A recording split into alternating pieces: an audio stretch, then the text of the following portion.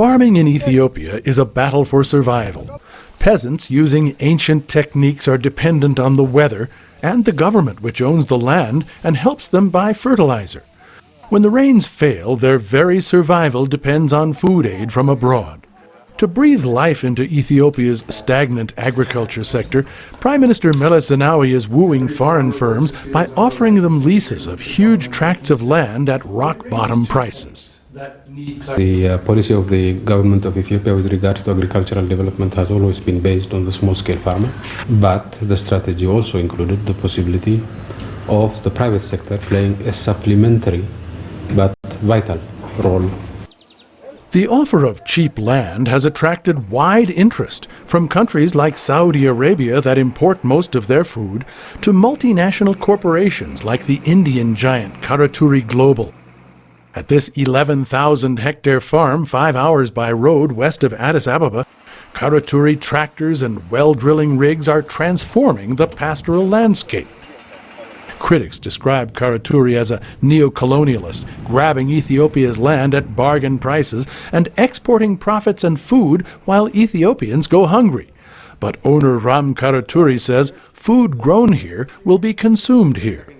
What Karuturi is doing is, I believe, what Africa needs, wants and deserves. I mean, what we are putting in is we are putting in our money into Africa, which nobody else is doing. Karuturi says his machinery more than doubles the output of traditional farms and creates jobs where there were none.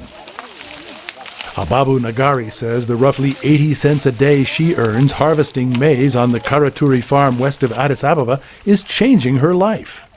I don't have my own land, so I have no way feeding my family. Now I have work and a little money. I am happy these investors come. But not everyone is happy. 400 people have signed a petition saying they received no compensation after being evicted from land their families have farmed and where their animals grazed for generations. They spoke on condition they would remain anonymous. We are for development of our country, but we cannot develop our country when land is in the hand of the government. You can work on your land and all of a sudden they push you out of the land. Environmentalists say land already degraded by farming will suffer, and the loss of trees will push the ecosystem out of balance.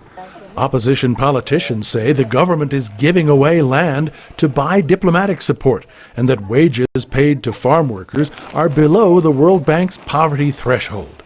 But Ram Karuturi argues investments like his, totaling hundreds of millions of dollars, are revolutionizing African agriculture. The Green Revolution missed this continent 20 years ago.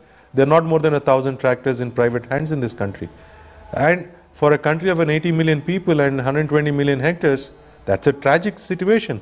Ethiopia's government is betting that the World Bank is right when it says investing in agriculture is one of the most effective ways to speed economic development in Africa. Peter Heinlein, VOA News at the Karuturi farm in western Ethiopia.